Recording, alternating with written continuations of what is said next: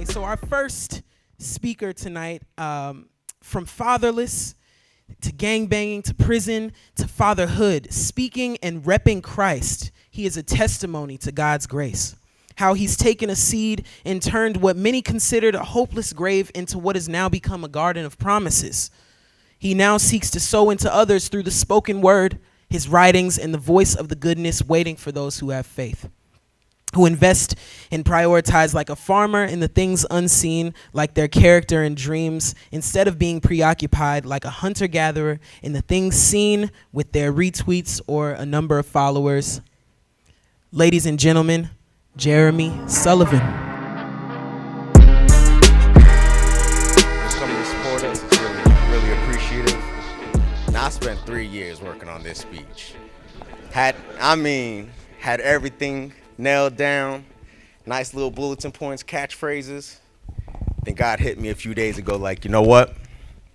I'm gonna need you to scrap that and talk about something else. Like, Lord, don't do me like that. But I've had a hell of a week. Hopefully y'all have had a better week than I did, you know. But I'm truly thankful for the journey that he has taken me on, you know. It started off with me just sitting there thinking after a counseling session that I had where it was like, man, why do I feel rejected by those that I love the most? And I'm frustrated. And then it's like, you know what? I had to ask myself a tough question. Is my frustration a mask to something deeper? And then I sat there and I started really thinking about it, really digging. And I realized that out of self-defense that they weren't rejecting me. My loved ones, I was rejecting them. They were only mirroring the emotions I was making them feel. I was arrogant to sit here and think that, you know what, I could do things myself. I'm good all by myself. I don't need no one. Almost like I birthed and nursed myself, right?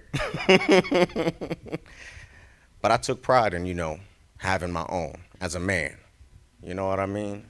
Being able to stand on my own. But truth is, I couldn't be up here by myself. If it wasn't for others like Antoine Medley, Sean Ingram, sowing seeds into me, I wouldn't be here. And I started realizing, because my original speech was talking about having the faith of a farmer. Then I wanted to just get a little deeper, a little personal, a little vulnerable with y'all. And that a seed can't grow without germinating first. But for it to germinate first, it needs the ideal conditions to do that. And a few of those conditions are, you first got to till up the ground, break it up. And a lot of us just think you're breaking it up just for the seed to go in. But honestly, you're also breaking it up. You got to get a little deeper for the water to permeate through.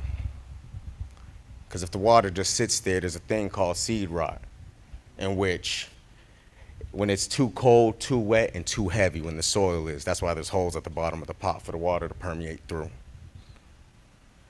So again, one of the processes when germinating is, again, you got to first till the ground before you plant. And then you also need rain. And a lot of us goes through some storms, teary moments. Where else are you gonna get that water from sometimes? You know, farmers didn't have sprinkler systems in the back in the day. It had to naturally come through life, through storms, through rain. So again, sometimes I was gonna come over here and talk about the farmer mentality. So sometimes I still wanna implore y'all to have a farmer mentality and look at things just a little different. And within the black community, personally, I feel like this is a society thing in general, but you know, as a black man, we like to sit there and talk about bend, don't break. But I'm here to sit there and tell you, you know what, God sometimes puts you in situations to break you. What's holding us back is that we're bending and holding on to old mentalities that aren't serving us no longer. You know? And I had to realize that the hard way this week, because I kept digging deeper. Went through one of the toughest weeks of my life, battling depression. Didn't know if I was going to be up here. battling depression, having my bank account frozen out, all types of things. Like, Lord was really showing me, like, nah, you can't get up here by yourself. You can't do things by yourself. But then I started realizing, you know what? That's just a symptom. That whole thinking I could do it by myself, that's not the real issue. That's not the real problem. And a few days ago, I had to realize the hard truth of, you know what?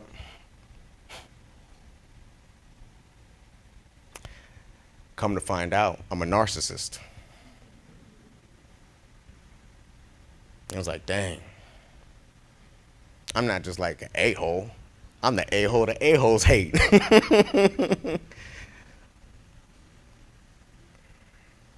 And nobody wants to be considered a bad person. But I realized I sat with it, went to my prayer mat. My prayer room and prayer mat's my favorite place these past 5 months.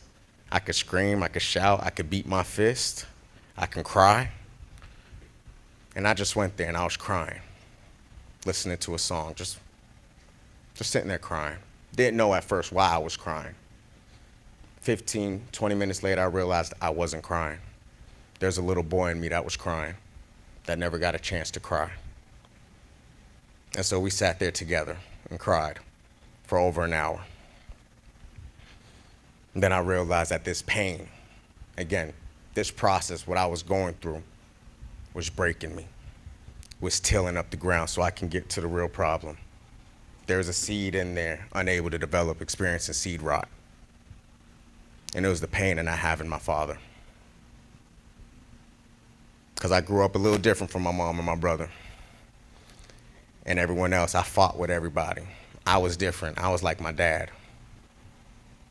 But there was only one person that ever made me feel like I belonged. One person that ever made me feel like it wasn't wrong to be different, who just accepted me for who I was, who wasn't scared of me because I was a little aggressive, a little confrontational. He just loved me for just being me.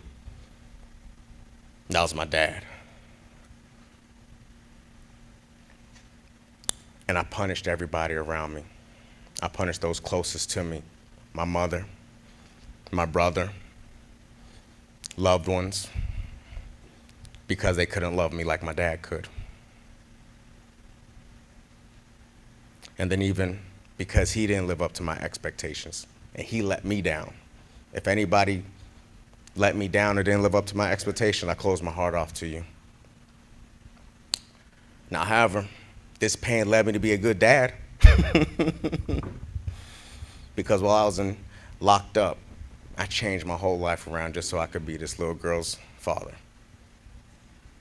And did whatever I had to do, because that pain was so deep. I remember a promise I told myself when I was younger, that I'd never make another human being feel what I felt.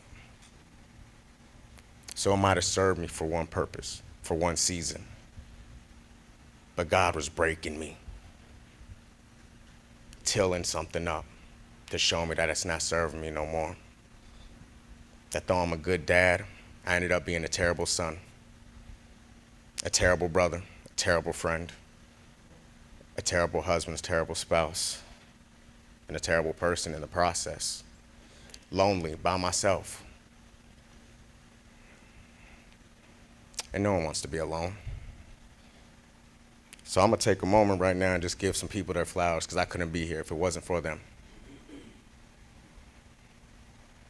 I want to thank my mother, and I want to apologize to her publicly. I'm sorry. I promise I'm going to be a better son and a better person, because where would I be if it wasn't for your sacrifices? I want to thank my brother for always being there, supporting me, even when I didn't support him properly, wasn't there for him like I needed to be. And again, Antoine Melody, Sean Ingram, and countless others. My ex-wife, who just put up with my bull crap when I couldn't see it.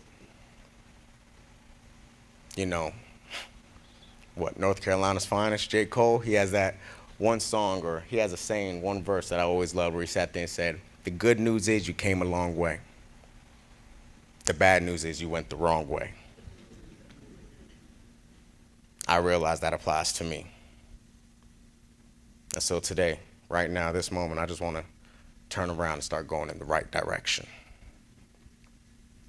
But more importantly, I wouldn't be here if it wasn't for my wife, who, honestly, she should be the one up here on this stage, not me. She's stronger than me, more courageous than me. I'm over here wearing a t-shirt talking about repping Christ, but I've never seen someone represent Christ like she has. Showing me the compassion, love, grace, and forgiveness, no matter how many times I hurt her, rejected her, or pushed her away. She only responded with love and compassion. And she doesn't realize it, but I pray to be more like her.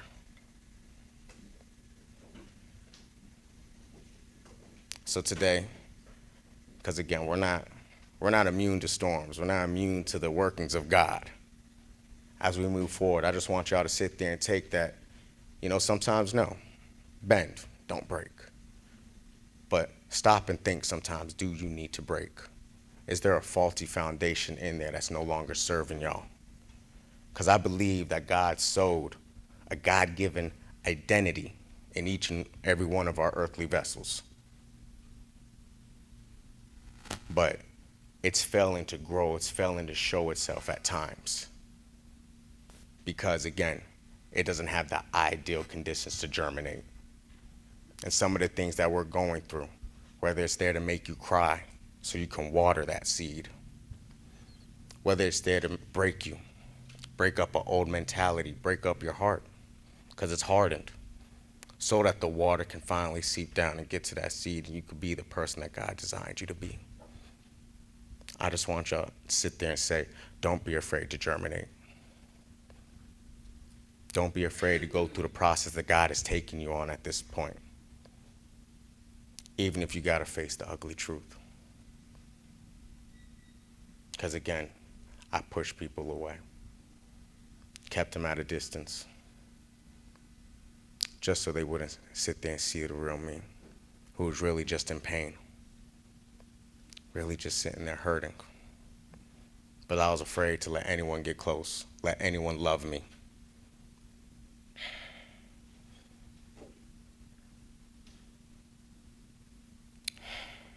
And I've hurt a lot of people. I hurt a lot of people. Again, so today, I don't want my pride to get stroked. It's not about me. It's about everyone who sowed and invested in me. But if there's any people, anyone's pride who's going to get stroked, I just want two people pride to get stroked this evening. And I hope that's my mama and that little girl next to her.